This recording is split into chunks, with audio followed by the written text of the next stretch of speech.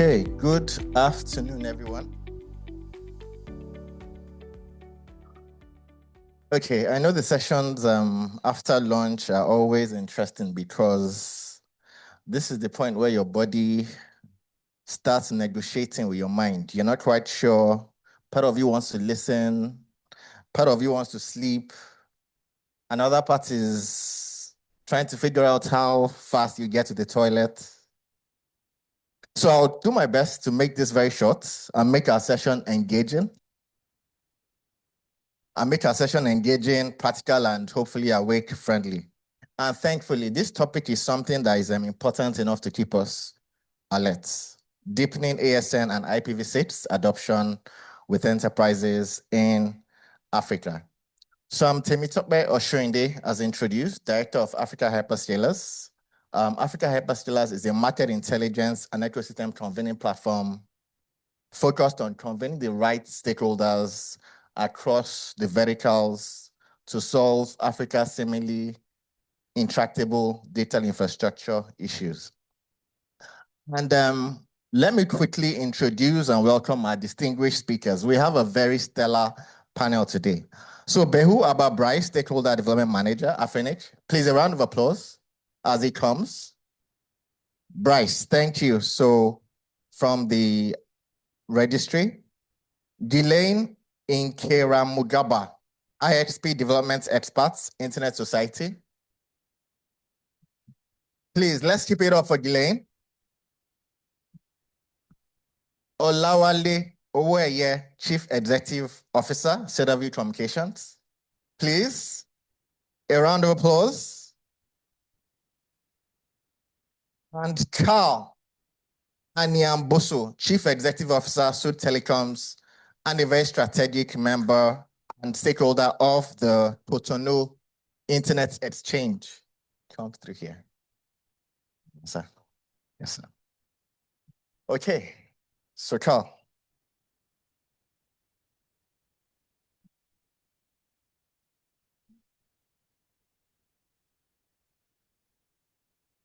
Okay, so Carl, please, a round of applause for our distinguished speakers.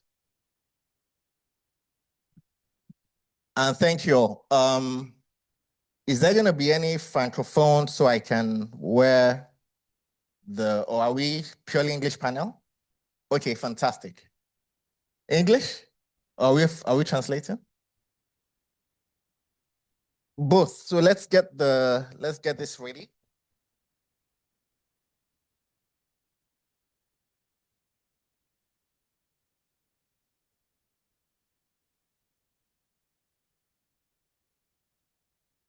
All right. So today's session, I hope you can all hear me. Today's session sits right at the heart of Africa's internet infrastructure agenda, autonomous system numbers, and IPv6, Internet Protocol version 6 adoption. And they may not quite attract the same attention as AI or data centers or cloud or data sovereignty or regulatory harmonization. But they're just as important because without stronger independence, routing independence, and wider IPv6 adoption, our digital transformation growth will remain stagnated and stunted and incomplete. And we've seen how this infrastructure has increased recently over the last decade, 2 decades across the continent. Africa now has about 60 subsea cables. Happy to see C-Squared championing Equano here. 145 cable landing points, about 1.5 million kilometers of terrestrial fiber, maybe about 150 CDNs, and then cloud points of presence. And now with Kasi Cloud, we have a little over 600, about 600-ish live IT capacity, 600 megawatts of live IT capacity of data centers. And this infrastructure supports tens of millions of enterprises, including an estimated 44 million MSMEs across Africa. Yet, With this much robust business activity, Africa has about 2,700 ASN numbers, representing 2.2% of globally assigned ASNs. And to explain ASNs, for everybody here knows ASNs, but I'm just going to use this to create some context. They are just identity numbers for networks online. This is how they identify you. They allow you to be recognized, to be read and routed across the internet. And the challenge is that ASN is still predominantly concentrated among ISPs and infrastructure companies, while many operators, enterprises, banks that have networks, universities, government systems, and other traffic generating platforms still depend heavily on upstream providers for routing, for visibility, and redundancy. And this limits, and there are many demerits of this. And one of the conversations I was having is also in the bandwidth cost, but we'll come into that during the session. This limits direct peering, it limits traffic localization, it increases dependence on extreme routing paths, and makes it harder for CDNs, content providers, platforms, cloud platforms, and edge infrastructure providers to see the true depths of local demand. And that's still one of the challenges that the industry in Africa is facing compared to other parts of the world. And we see the same thing with IPv6 adoption. While global usage has crossed 50%, many African subregions still remain within the single digit bracket. So today's conversation is not technical, because we want to ensure that we show you how this affects everything that the continent is currently positioning around.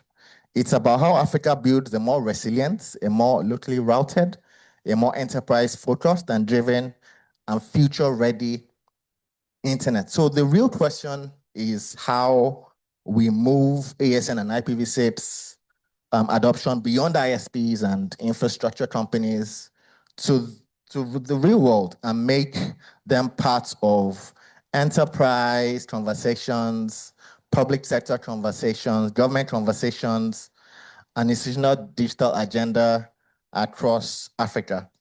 And as introduced, we're privileged to be joined by this very stellar panel to examine why adoption remains very low, the barriers that need to be removed, and the practical steps that we all and our friends in enterprises and government and everybody need to do to accelerate ASN adoption and IPv6 adoption across the continents. So that said, I hope this has created a bit of context on why this conversation is very important. I'll start with Afinic. So, Bryce,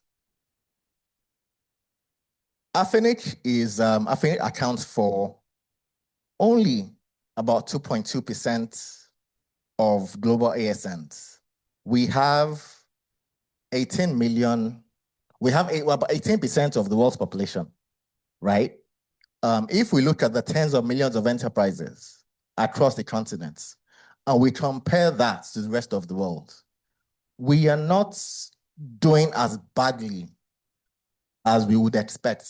But ASN adoption is quite low. When we now look into West Africa, where we are, is maybe closer to, is even less than 1%, about 0.5% of global adoption. So the whole of West Africa, about how many million people? 400-ish? 0.5%. 500 million? 0.5% of global ASNs. So from a perspective, what does this tell us about the maturity of Africa's routing ecosystem? Is this we can't see a demand thing? Is it a capacity problem? And enterprises, and based on what you see, are you seeing, what do we need to do to move the needle to ensure that enterprises are beginning to see the benefits of ASN and begin to apply for them And then maybe we can close on the type of companies you think should be applying for ASNs but are not. Thank you, Bryce. Thank you. Thank you for your question. So we are going to have like a bilingual panel. So I'm going to switch into French. So for those who are not comfortable in English, can you please put on your headset? And yeah, so that we are going to give some job with the guys back there. We are trying to translate into French, into English. All right. So alors, la question est assez intéressante parce que c'est un constat et Afrinic a alloué 2647 numéros de systèmes autonomes. Alors, nous sommes une audience technique, donc on ne va pas peut-être s'attarder là-dessus énormément, mais comme dans nos villes, nos quartiers et autres, chaque maison a un numéro et c'est cela qui qui me permet d'aller rendre visite à Guilain, d'aller rendre visite à JB, etc., etc., parce que chaque maison a un numéro. Donc, une ville est représentée par plusieurs maisons. Internet, qui est le réseau des réseaux, a énormément de réseaux et sur Internet, chaque réseau doit pouvoir se faire identifier avec ce que nous appelons les numéros des systèmes autonomes. Donc, les réseaux sur Internet représentent des systèmes autonomes qui ont des politiques de routage propres à l'ensemble de leurs infrastructures. Donc, comme je disais tantôt, l'Afrique ne représente que 2647 réseaux sur Internet. Donc, dans les milliers, des dizaines de milliers de réseaux qu'on a dans le monde, l'Afrique ne représente que, comme je l'ai dit tantôt, environ autour de 3% de réseaux présents sur Internet. Alors, il y a plusieurs raisons à cela. La première raison qui vient, c'est d'abord l'arrivée d'Internet en Afrique. L'Afrique est arrivée dernière dans Internet et on a très peu de gros opérateurs Internet en Afrique. Ce qui fait que vous arrivez dans des pays où vous avez que 2 gros opérateurs. Donc, vous avez des pays, moi je prends l'exemple de, par exemple, la Tunisie qui longtemps avait un seul upstream provider qui était ATI. Vous avez l'Éthiopie qui a aujourd'hui, je crois, 3. Donc, vous voyez des pays où il y a une grande population, mais qui se retrouve avec très peu d'opérateurs mobiles. Donc, pour ces pays-là, l'Éthiopie est visible qu'avec 3 réseaux sur Internet.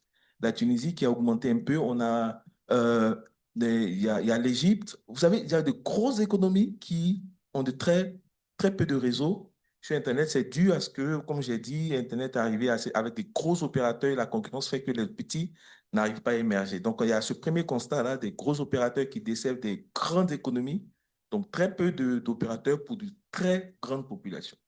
Alors, ensuite aussi, on a la taille des réseaux qu'on a. Donc, on a eu des très gros opérateurs qui géraient tous nos pays. Après, on a vu que les réseaux ont commencé à émerger. Donc, on a des réseaux qui ne sont pas très grands et qui donc préfèrent aller prendre Internet chez un fournisseur d'accès Internet. Donc, vous avez énormément d'entreprises en Afrique, comme vous avez dit, mais ces entreprises ont des tailles qui ne les permettent pas et qui n'ont pas assez de moyens d'avoir des ingénieurs capables de pouvoir gérer la table entière, la table de routage, d'équipement pour pouvoir faire du filtrage. Donc, ils préfèrent aller vers un fournisseur d'accès Internet. Donc, vous avez énormément de banques en Afrique, vous avez des industries, vous avez des universités qui préfèrent aller vers un fournisseur d'accès Internet. Ensuite, il y a aussi la méconnaissance du système des RIR. J'ai été dans plusieurs pays où des entreprises avaient besoin d'adresses IPv4, d'adresses IPv6 ou de numéros de système autonome, mais ces entreprises ne savaient pas qu'il y avait un système de RIR. Pour eux, lorsqu'on veut aller sur Internet, on n'a que le fournisseur d'accès Internet, les tiers 3.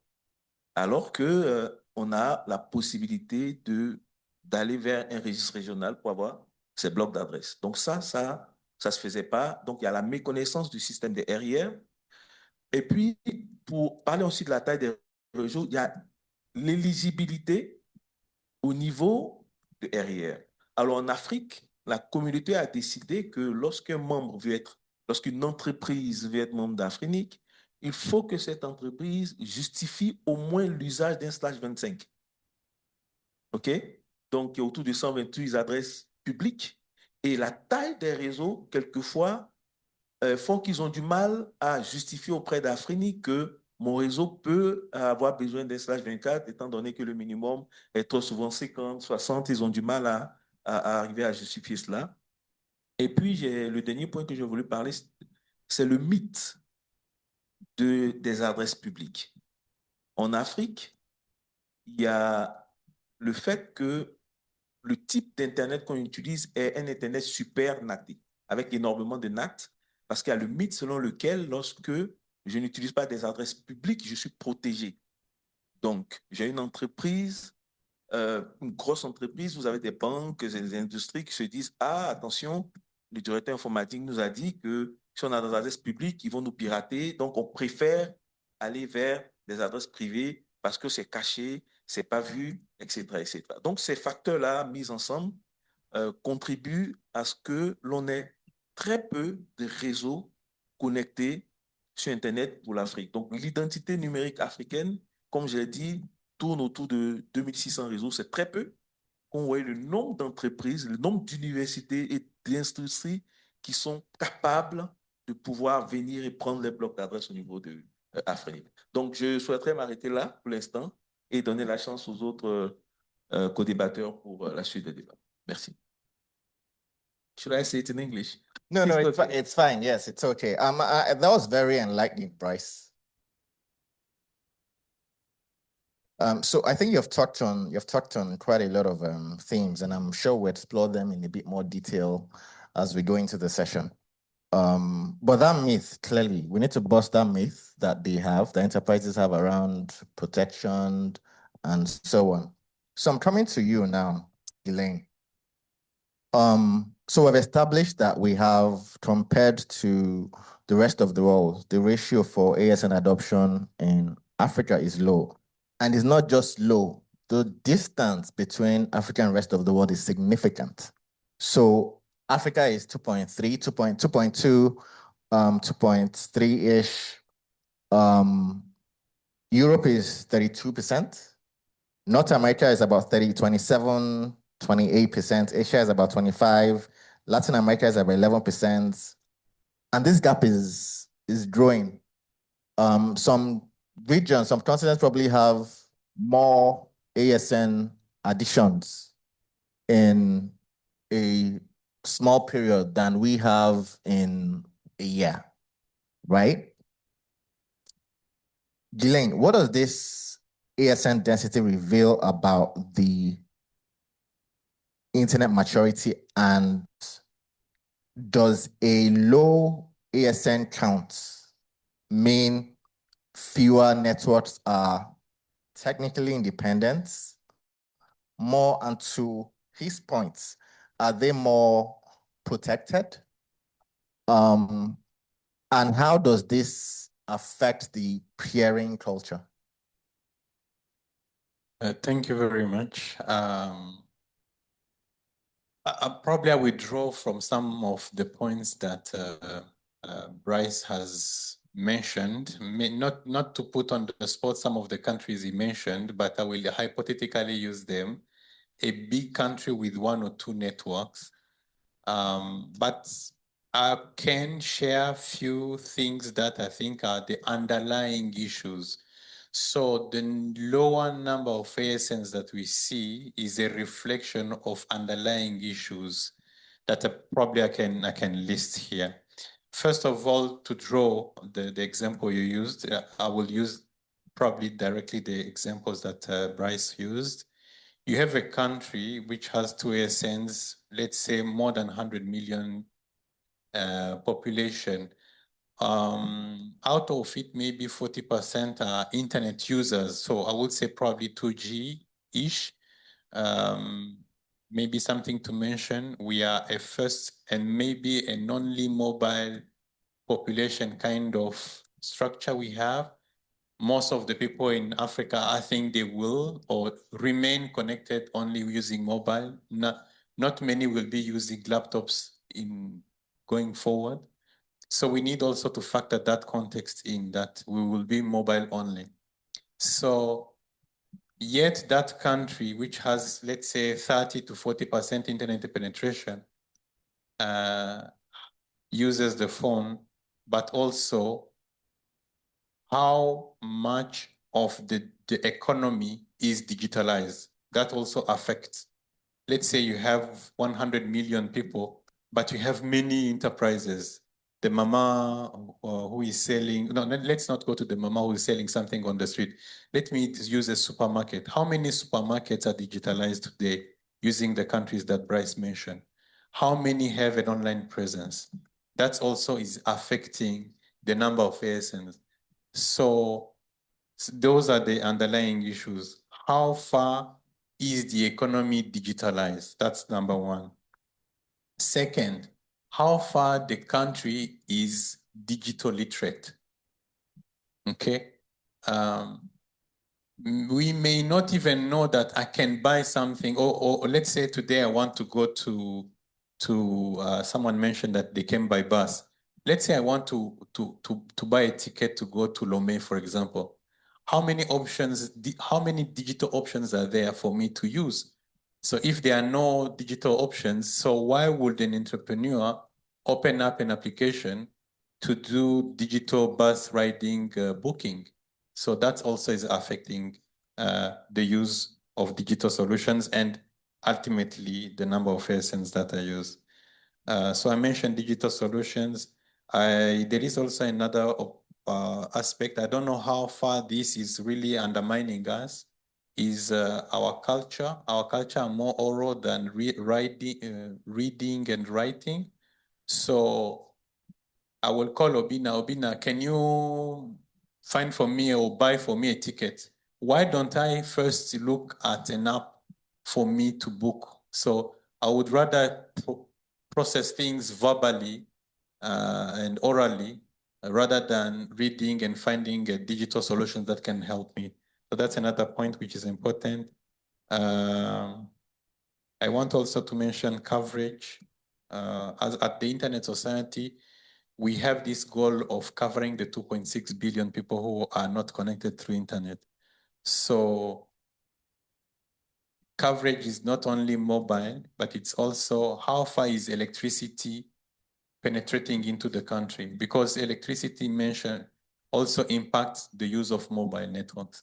So if most of the electricity penetration is at the shore on big cities, so it means down deep in the country, the penetration of digital solutions will be reduced. Therefore, the number of ASNs also will be reduced.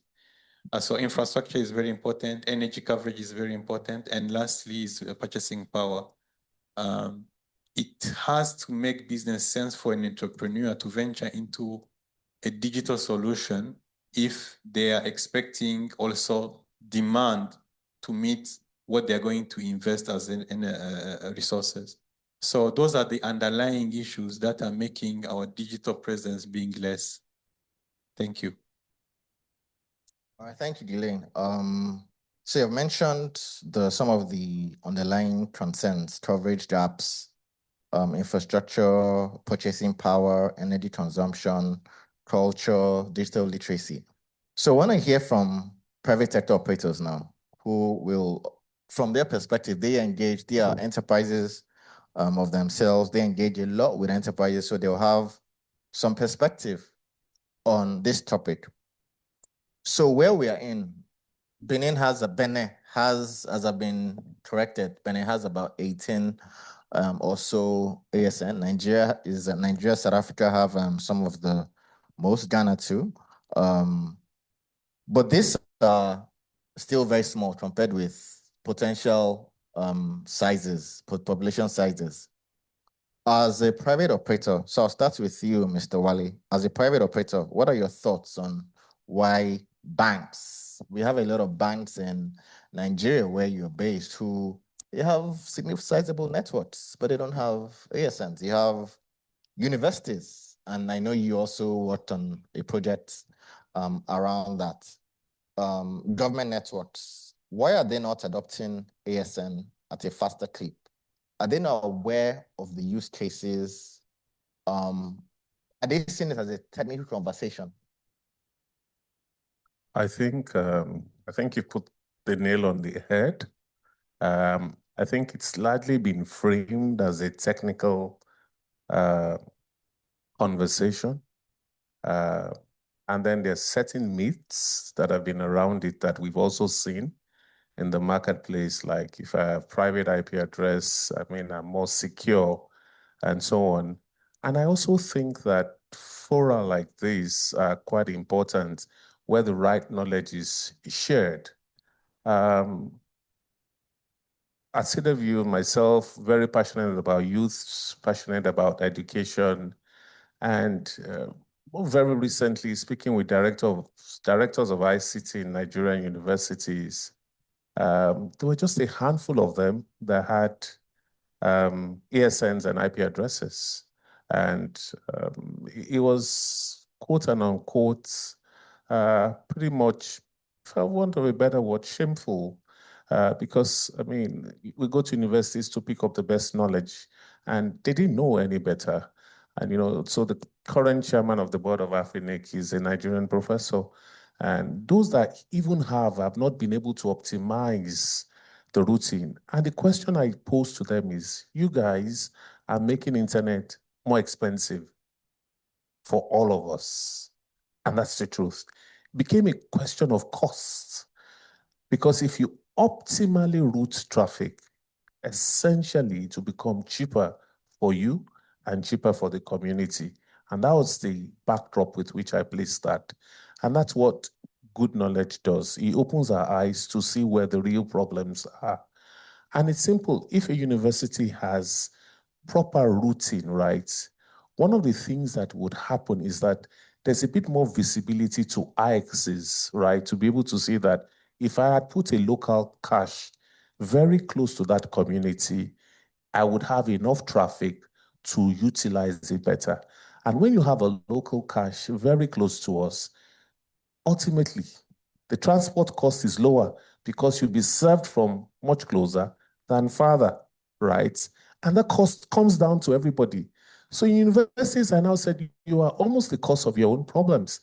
You have X amount of money, you want it to do far much more than you've been given, and you're now passing the traffic to networks that will take the traffic back to Lagos before bringing it back to you.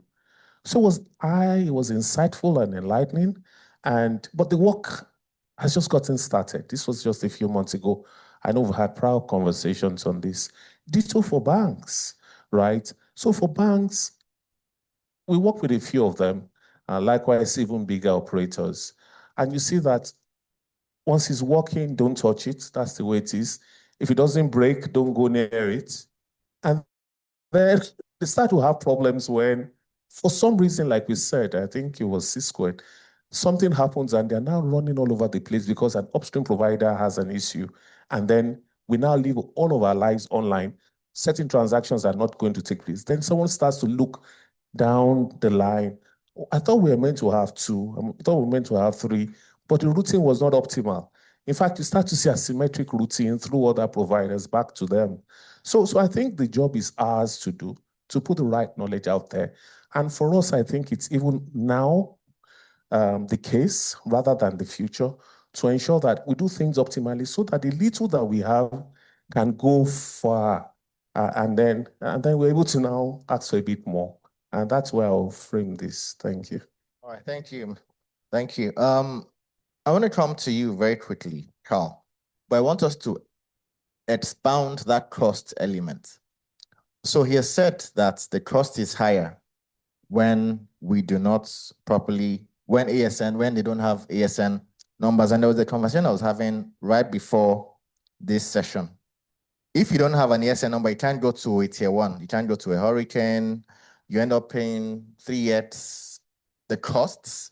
Can you explain that in a way that enterprises in this room can take? Explain the cost benefits of ASN, getting an ASN, doing those things properly. Okay, you said enterprise in the room, so they are French normally. Yes. So good. Alors, expliquer l'avantage prix de l'obtention d'un ASN. Tu as pris tout à l'heure l'exemple des banques, des universités. C'est de gros consommateurs, c'est des personnes qui ont du contenu aussi parfois. Je veux regarder les universités. La plupart des banques aujourd'hui sont en ligne, ce qui fait que déjà le fait d'être en ligne, dans la plupart des cas, leur fait fermer des agences. Ma comptabilité en souffre aujourd'hui parce que j'ai vu plein d'agences bancaires euh, fermées physiquement. Parce qu'aujourd'hui, ils ont su et pu migrer leurs clients en ligne. Mais derrière cela, un autre problème se pose. Déjà, il y a les exigences réglementaires, il y a la réglementation bancaire, voilà, c'est le terme, la réglementation bancaire qui exige qu'une banque, par exemple, doit avoir deux opérateurs. Euh, Ce que j'ai constaté, c'est qu'ils sont pas contents. Ils se disent, ils sont satisfaits de chaque fois reconfigurer l'ensemble de leur infrastructure quand un nouvel opérateur entre en ligne de compte. Alors que tout simplement une économie d'échelle aurait été faite si ils ont leur propre bloc d'adresse, leur propre ASN, et sont capables de parler maintenant à plusieurs types d'opérateurs dans toutes les régions. Et ça change. Aujourd'hui, enfin, depuis quelques années, il y a le paradigme de cette nouvelle technologie, le Software Defined One, où j'ai la possibilité d'agréger plusieurs trafics et maintenant de faire passer région A, opérateur 1 et 2, région B, opérateur 3 et 4, et dans un modèle économique rentable, faire remonter le trafic, par exemple, de mes agences vers mon cœur de réseau, vers mes applications centrales. Premier point d'économie.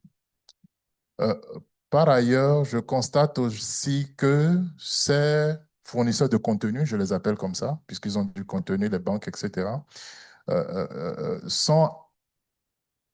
reçoivent de la connectivité, reçoivent des accès de leurs utilisateurs qui sont chez plusieurs autres opérateurs. Alors, ces opérateurs, en général, le crossing d'un opérateur vers l'opérateur, le propriétaire de l'application, se passe en Europe. Donc, tout le monde achète de la bande passante jusqu'en Europe pour recevoir, pour parler à parfois même au boîtier qui est juste à côté. J'ai fait cette expérience. J'ai un data center en Côte d'Ivoire, dans le village du Vitib, où fortuitement, hein, ce n'était pas l'objectif du test. J'étais contre le RAC de l'Agence internationale le CPC, qui crée les entreprises, etc.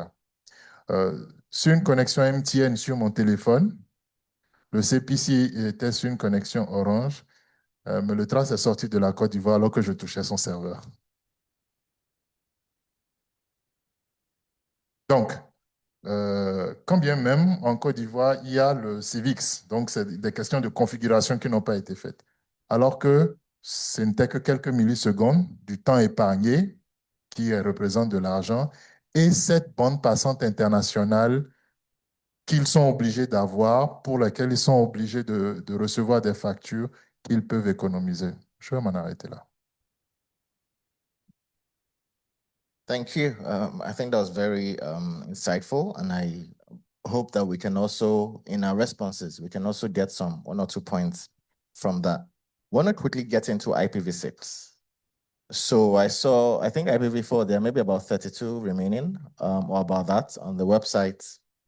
And IPv6 adoption across the continent, outside the continent, is about 50%, as I mentioned earlier, between 42 and 50%, depending on whose analysis you look at. Africa is about 7% across the continent on the Internet Society Pulse. Why is this gap also as wide? Is it that it is seen as optional? Are we seeing IPv6 as a nice to have? And are mobile operators the main drivers of IPv6 adoption, and what should enterprises do? So I'll start with Bryce, and then the same question for Delane. Okay, thank you for the question. So again, I'm going to switch into French. So, alors, le problème de l'adoption d'IPv6, comme pas mal de protocoles, faut le voir sur plusieurs angles. Alors, le premier angle qui est le plus facile, que tout le monde pourra comprendre, c'est la lenteur ou la peur du changement. Donc, en général, lorsqu'on a quelque chose qui fonctionne, qui marche, on ne comprend pas pourquoi on doit changer, pourquoi améliorer, etc., etc. On a été dans des situations où, dans une entreprise ou dans plusieurs entreprises, lorsque l'ingénieur parlait au directeur d'IPv6, il lui disait, ça va servir à quoi? Il dit, ça va servir à Internet. Il dit, mais est-ce qu'on n'a pas Internet au bureau?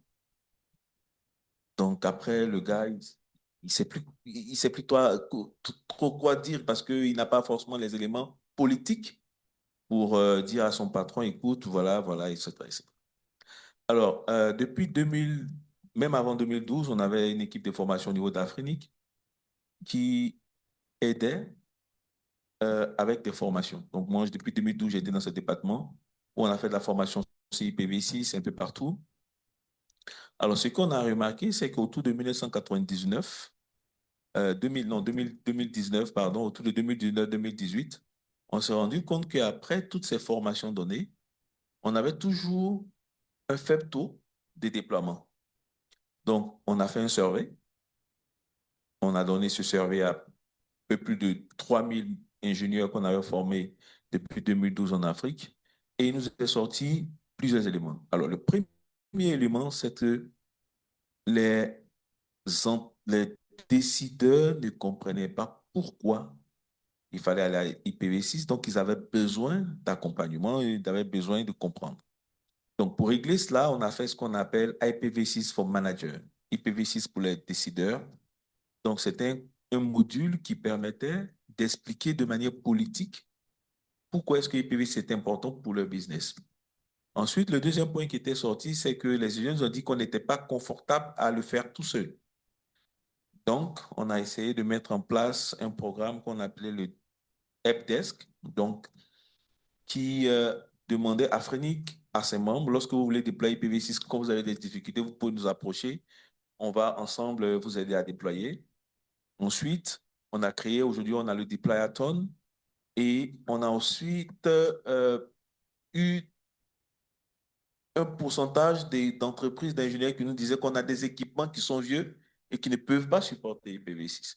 Donc, pour ces équipements, on a des mécanismes de transition qui existent, qu'on enseigne, qu'on oriente, qu'on ajuste, donc en fonction du besoin de ces pays-là. Donc, il faut dire que la lenteur dans le déploiement d'IPv6 a plusieurs facteurs, comme je l'ai cité, et donc il faut essayer de comprendre et accompagner les communautés en fonction de ces facteurs que nous avons cités. Alors, c'est des facteurs que nous avons pris après le survey que nous avons mené parce que on se posait des questions, on dit, mais ils ont les compétences, pourquoi ils ne déploient pas? Et c'est ce qu'on a remarqué.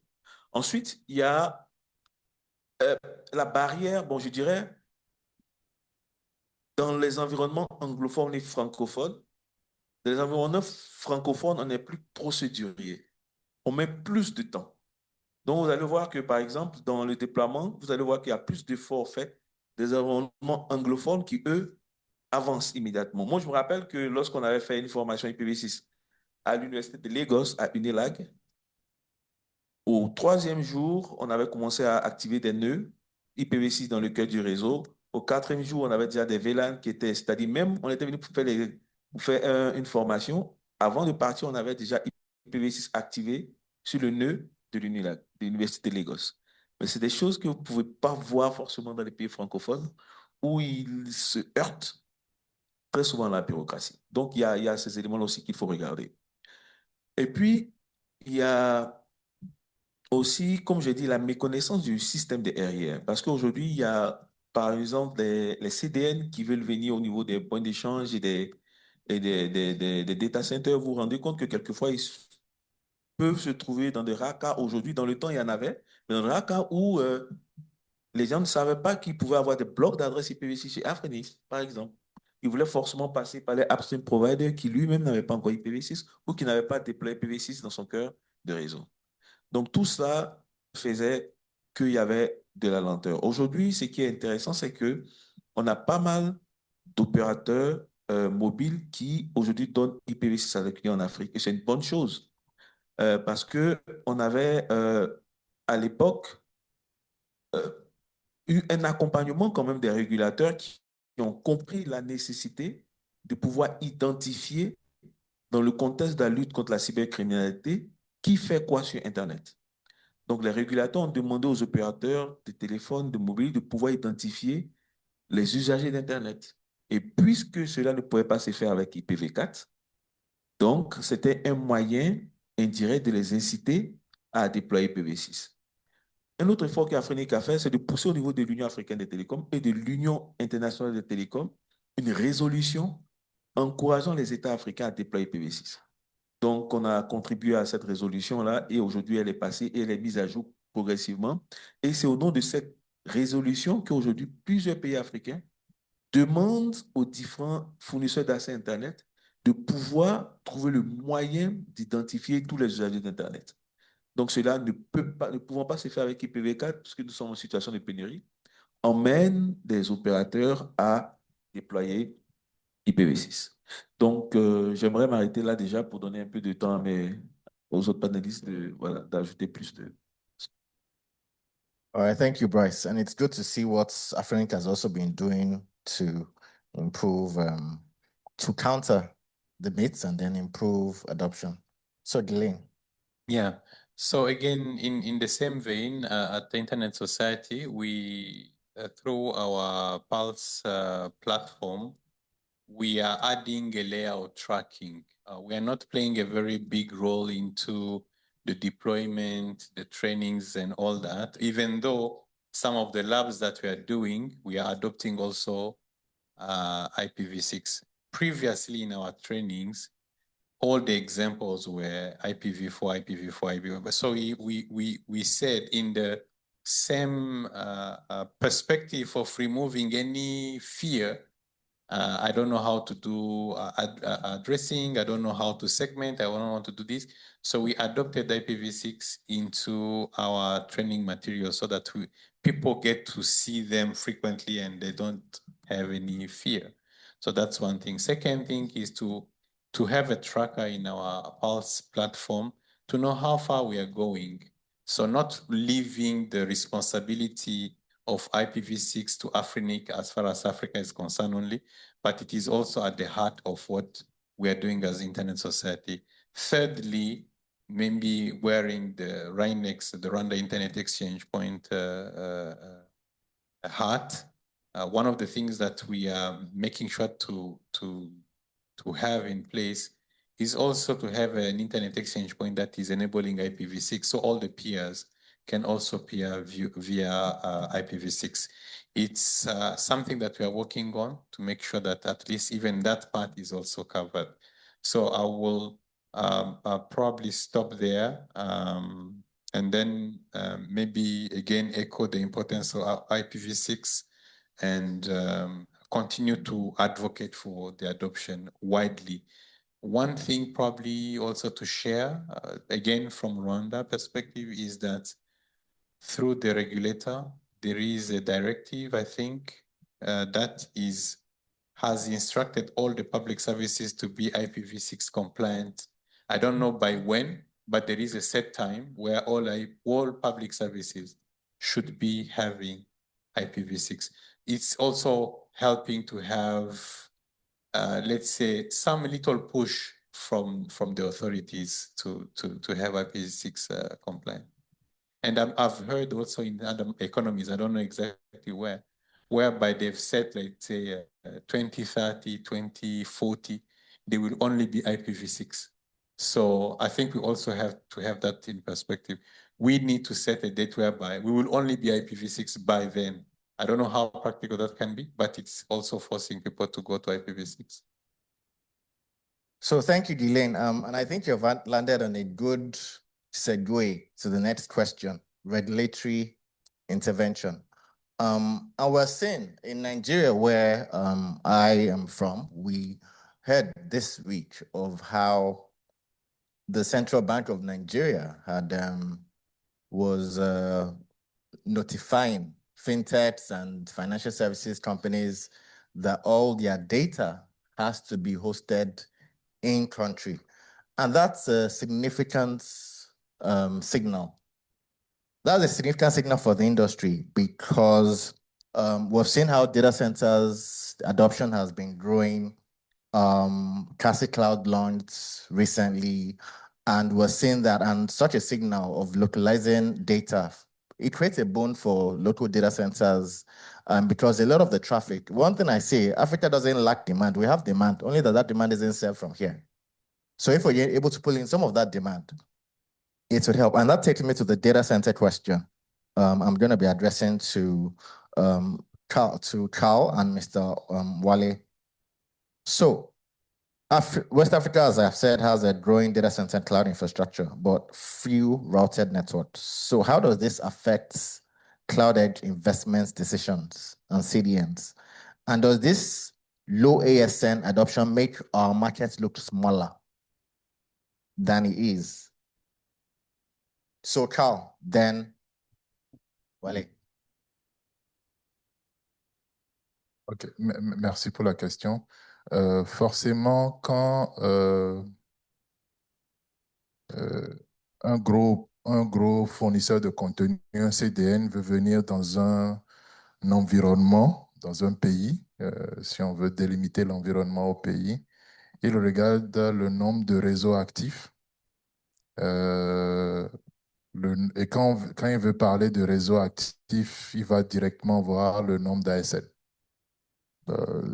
C'est la figure des opérateurs sérieux, enfin, d'un certain stand, je vais dire. Ça veut dire que tout le reste, c'est des nateurs. Ça marche, mais pour ces gros CDN, ils veulent savoir à qui ils parlent, ils veulent pouvoir définir qui est en face et savoir, du point de vue numérique, du point de vue Internet, c'est la SN, c'est son bloc d'adresse IP. Ce qui fait qu'en fait, certains environnements, certains pays sont défavorisés parce qu'on dit qu'il y a très peu d'opérateurs dans ces zones. Alors, quand on prend la question de façon inversée, est-ce que plus d'ASN pourrait rendre l'environnement plus intéressant? Je dirais oui. Regardons déjà à deux niveaux. Ça permet déjà aux personnes à l'intérieur de l'environnement de se parler.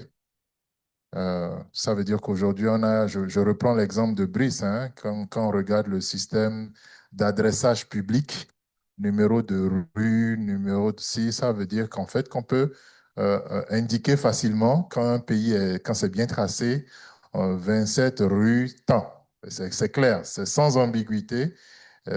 Et on sait donner l'indication, la direction clairement. C'est pareil. Lorsque dans un environnement, tout est bien spécifié, ça fait que même au niveau d'un centre de données, quelle que soit sa taille, les parties prenantes et les participants savent se parler, savent se dire, ah mais tiens, ce type de trafic va à mon voisin, mais lorsque nous sommes dans un environnement où nous n'avons pas les ASN, je ne sais pas en fait que c'est mon voisin parce qu'il se cache derrière quelqu'un qui se cache derrière une autre personne. Donc forcément, je ne sais pas qu'on est voisin. D'accord? Ça fait que derrière maintenant, puisqu'on se connaît, puisqu'on est côte à côte, on peut se parler. Je peux parler à mon voisin dans le Bénin. Je peux savoir si j'arrive à faire. Évidemment, c'est là où la question de point d'échange prend tout son sens, puisqu'il y a un lien terrestre entre le Bénin et le Togo. Ça peut se passer vers le Nigeria. Et pour avoir fait cette expérience de sortir mon trafic vers le Nigeria, c'est assez intéressant de passer par le Nigeria pour sortir, surtout quand on a un bon upstream provider. Donc, somme toute, Oui, c'est important. Le Bénin aujourd'hui a 13 ASN. Il y a 8 FAI qui n'ont pas de numéro, mais qui ont des clients. Ça veut dire que ces FAI sont cachés derrière un ASN qui ne leur appartient pas.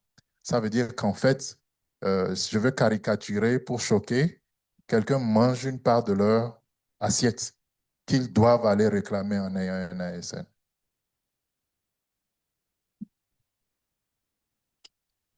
Thank you so very much, Carl. Latching in on that to say a few things. I think it's a good one. It will help the investments to come in. You know, regulation sometimes lags innovation. And another way I look at it is, permit my definition. I define poverty as lack of options. So where you have very few options, you are inevitably poor. That's what it is. So when you have that kind of regulation coming in, or a signal coming in from like the CBN of Nigeria, it gives investors the heart to do more. And that's what we would see.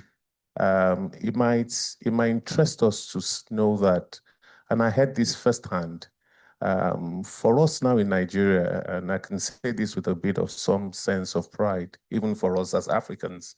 You know, for instance, our financial systems are slightly more developed than they are in Europe. You can get money into different bank accounts faster in Nigeria than sometimes you can get that in Europe. Mobile money started from East Africa. It's exported and taken all over the globe. So in that same sense, in Nigeria, it was our president of blessed memory, Umaru Yar'Adua, that said we should go cashless. But a lot of us would not remember.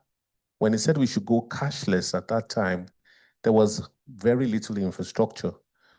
But like we are as Africans, enterprising, smart, in a space of very few years, there was rapid growth in that space. And today, financial services have deepened.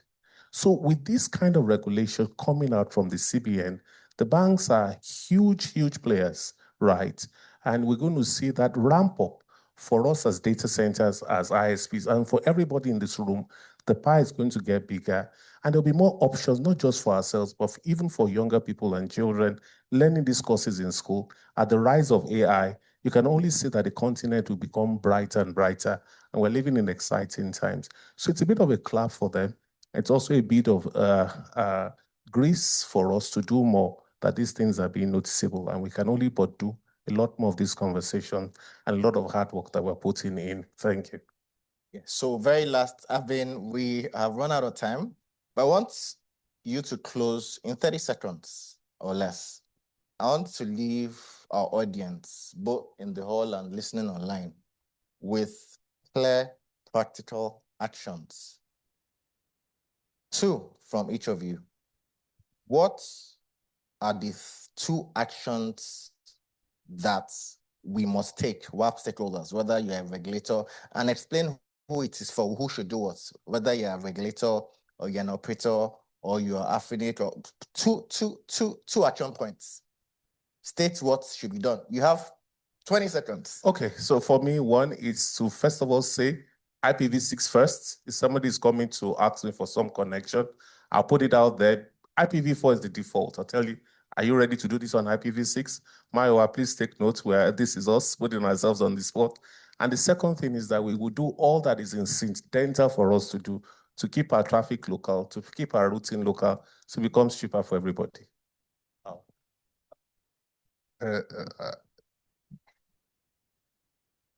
On doit se parler, mais dans un modèle plus organisé, parce qu'en fait, des séances comme celle-ci, pour certains, c'est de l'information, mais pour d'autres, c'est de l'éducation. On a besoin d'éduquer nos opérateurs parce qu'en fait, c'est eux qui sont les pilotes. C'est eux qui iront dans les data centers, c'est eux qui vont parler aux clients finaux. Et parmi ces clients, il y a les fournisseurs de contenu. La plupart de ces fournisseurs de contenu ne connaissent rien de tout ce qui est IP et tout ça. Donc, c'est notre rôle de parler, d'informer, de former et d'éduquer. Yeah, I think I will echo what Carl mentioned. I think education, I will come back to the point about digital literacy, understanding the implications of any decisions that we are taking. I strongly believe that knowledge sets free. Thank you. OK, alors moi je dirais la première chose, c'est que toutes les entreprises africaines viennent contribuer à avoir plus de réseaux, à avoir plus de systèmes autonomes en Afrique, en devenant membre d'Afrique pour avoir leurs ressources et pouvoir de manière autonome faire leur politique de routage. C'est le premier point. Donc, plus de membres, que les entreprises qui sont capables viennent prendre les adresses et les numéros de systèmes autonomes pour avoir plus de réseaux africains sur Internet. Et le deuxième point, c'est de la formation. Nous avons besoin de formation, nous avons besoin de casser certains mythes et nous avons besoin de lever aussi certains malentendus, éclairer la communauté. Donc, formation et devenir membre d'Afrique. Voilà. Thank you also very much. So training, digital literacy, we need to bust that bubble, that myth that we believe. Operators also have a role. So as they're engaging their customers, they also need to be IPv6 first, do everything to keep traffic local, a lot of education. And I think that's something we need to do a lot more, awareness. So that said, we will have opportunity for about 2 questions. Obina, 2 questions. So very quickly, 2 questions. We are really out of time, so we can do these questions in 1 minute. Yes, so there is a young man at the back, and then there is, yes, so I think that's, oh, now we have 3. Okay. Obina, how many can we do? Okay, all right. All right. And please ask your question and let me know, please address it to someone so we can quickly get that person to respond. Okay, let me address my question to Mr. Wale. Speaking on ASN and the number of ASNs we have in Africa as a whole. Okay, is it better? Now, I think my question is somewhat dumb, for lack of better words, but which should be the focus? Having more ASNs or having internet penetration better? Does it directly relate, or the number of devices or the number of components connected to the internet would drive you having more ASNs or having more ISPs generally?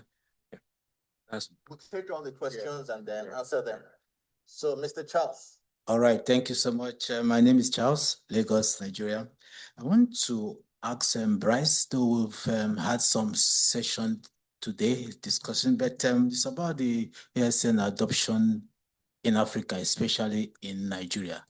We all know that about internet penetration in Nigeria is about 45.5%, which is about 109 million people have access to internet.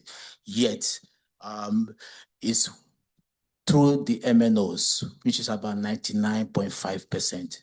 The other 0.2% is through the fixed wireless, and this is a problem. And to have that sorted out, most of the states in Nigeria, you can't find any ASN operator, any of the operator having ASN in most states in Nigeria. So it's a problem. ASN penetration in Nigeria is a problem.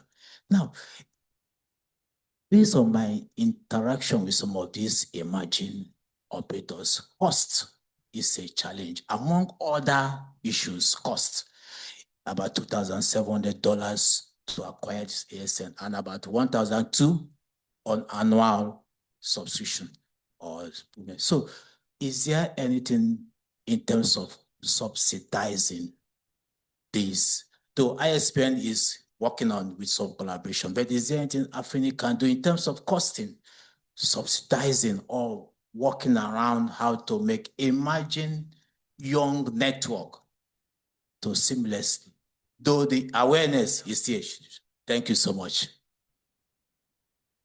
David. Good afternoon, everyone. David Azania, ISPN Lagos, Nigeria. Just to comment on what has been going on. I think for the ASN, we should study what Brazil did. Brazil currently has over 10,000 ASNs, and they were able to drive this campaign and make sure most of their networks have ASNs because their government backed up the policy and they did the talking and then they did the walking as well. And today, it's a huge success story. So our take home should be, what do we do to emulate what Brazil did so that we can drive ASN adoption? So the second comment will also be for the IPv6.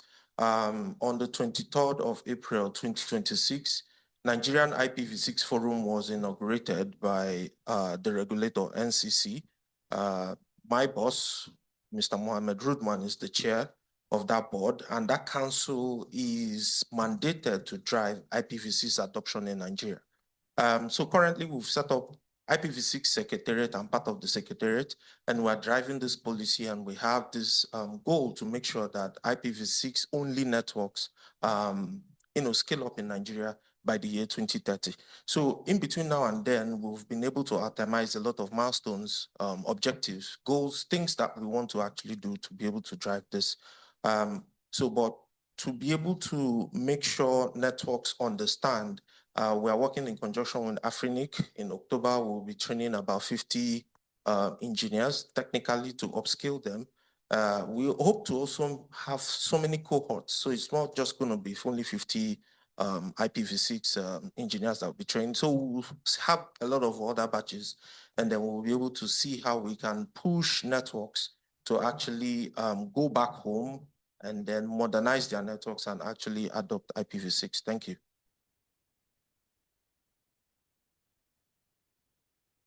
Hi, dear panelists. My name is Yazid from ICANN. And I will go almost on the same, let's say, direction as the previous. Thank you for mentioning about Brazil. In fact, we are seeing Brazil, let's say, taking the best from the community and implementing in the country for the best of the community, right? So my question is, what should we do? Well, I hear from Carl, of course, we know about that, right? That some ISPs are operating without even their own resources, which is a problem, right? So is it on the policy side that we should enforce things? But we also know that policy only will not solve the problem, right? And at Afrinic, we have the government. What's the name of this group again? The government, Afrinic Government Working Group, right? So we know that the decision makers, they attend some of our events, but yet we are seeing a sort of disconnection. So what should we really do? Is it on the policy that we should enforce? Not only on the ASN, but I was raising the same question in the morning about IP addresses, but unfortunately, the guy from NCA did not properly answer my question. Some people want to deploy their infrastructure, and some operators are saying, "Oh, we do not have IP addresses anymore." This is a shame. It's really a shame. So we are pushing for digitalization, et cetera, Governments are doing a lot, but they are completely missing on the infrastructure side. So we should again and again try to, let's say, to address the real issue. It's good that you are raising those concerns, but what should we do to actually tackle this? Thank you very much. All right, so let me quickly, thank you all. I think we're closing questions. There are about 4 questions, well, 4 comments/questions. So address them to the 4 of you. The last question, what should we do? Whether it's a government focused, I think maybe Ghislaine, you can tackle that. We also had 2 comments about study what Brazil did, and the IPv6 forum was inaugurated, training 50 engineers. I would hope we can train 500 engineers and train 5,000 engineers a day, because our numbers, and we need to get to that point where we're scaling that very quickly. And maybe also we can have that response we can have Bryce also chip in on that. Wale has a direct question. Should we have more ASNs or have more internet adoption? Which one should we focus on? And then Bryce has a question. So the question for Bryce is, we have a lot of operators that have 45% of Nigeria has access, but via FNOs, and is likely to, due to the cost, is about $2,000 or so. Can it be subsidized? So Bryce first, and then we go to Ghislaine, and then we go to Wale. It seems that Carl has been saved.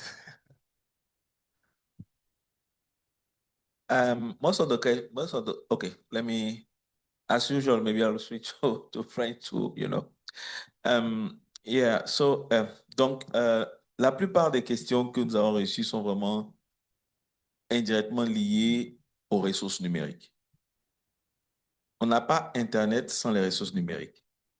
J'ai entendu parler d'adoption d'ASN, mais en réalité, les ASN sont rien sans des ressources.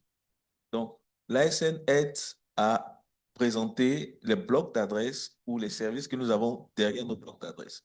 Donc, il faut plus de membres d'Afrenic. Et pour être membre d'Afrenic, il faut nécessairement avoir son bloc d'adresse et son numéro de système autonome, c'est-à-dire venir faire son application. En ayant plus de blocs, plus d'ASN, plus de politiques de routage, nous augmentons nos présences sur Internet.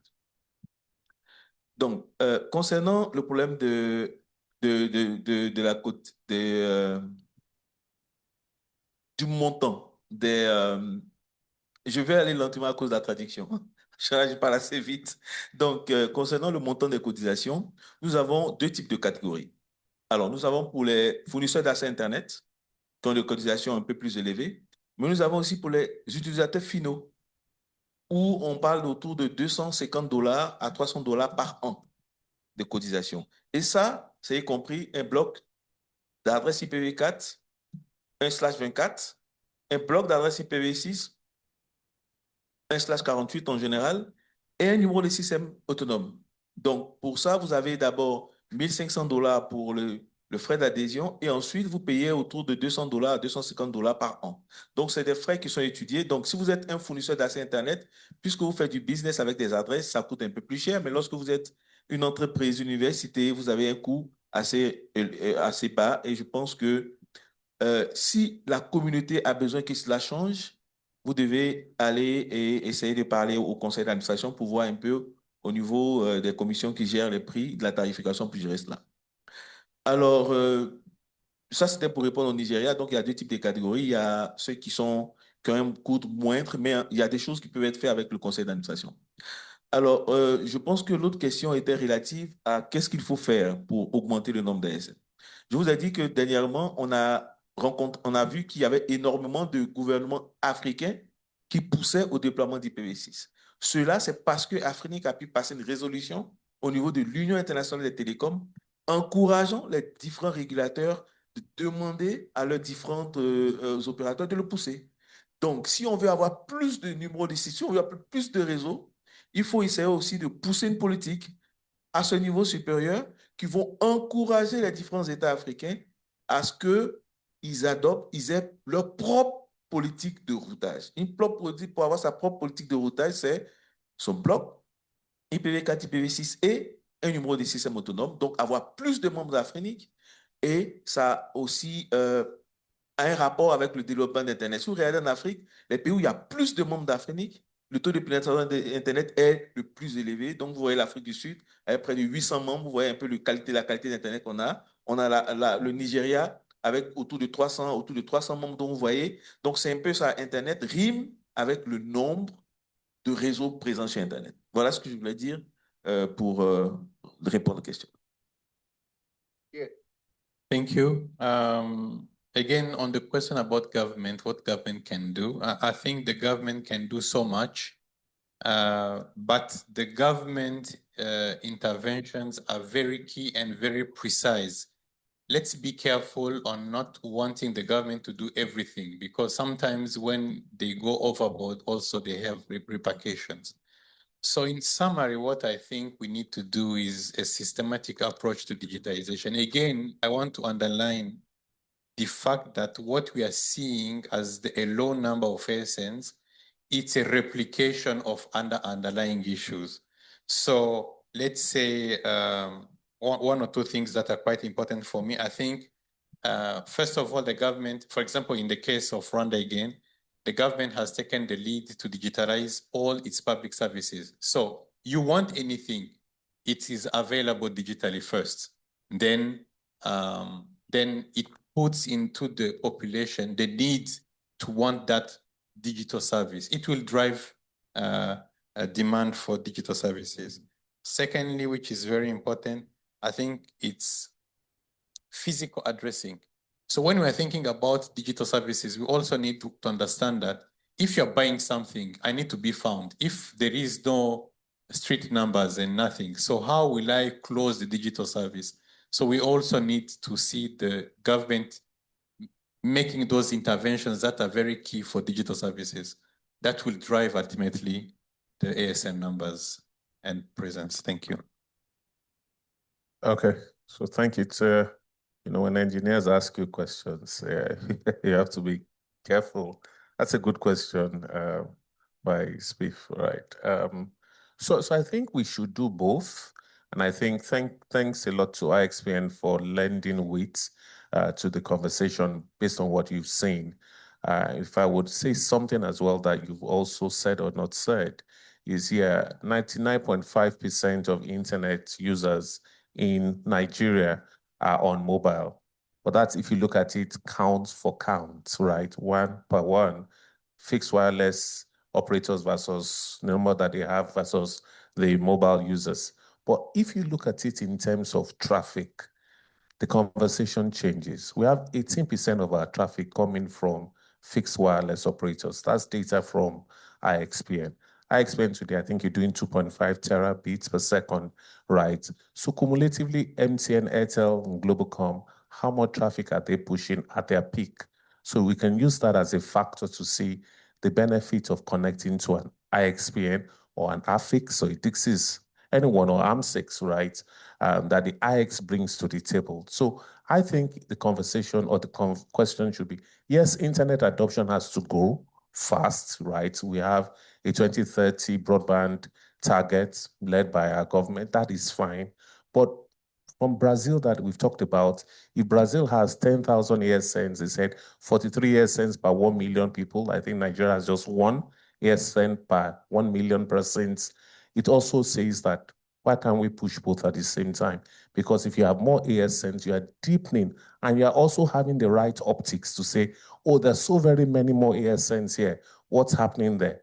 Then you can have a lot more cloud people trying to do investments, a lot more IX exchanges, IX coming in, or IXPN moving into different states like they want to do, ultimately reducing the cost of internet for us all, because caches will mean less transport cost, just like we do here. Like I said, if I need to go to Nigeria, why do I need to fly to Europe before going to Cotonou, and vice versa, because routing is optimal. Even in the airways, it should also be when we're talking about our packets as well. Carl. There's none for Carl. Carl is safe. So I think Wally has closed it very well. We shouldn't frame it as either or. We need both. It's like asking whether we need to move more people to a city or better house addresses. You need people to move into a digital city, which is what internet adoption does. But you also want universities and governments to be recognizable so that people can see them and nobody depends on a few landlords to receive visitors and manage everything. That said, we had a very powerful panel. Please, a round of applause for our speakers. And then we'll close with the photo.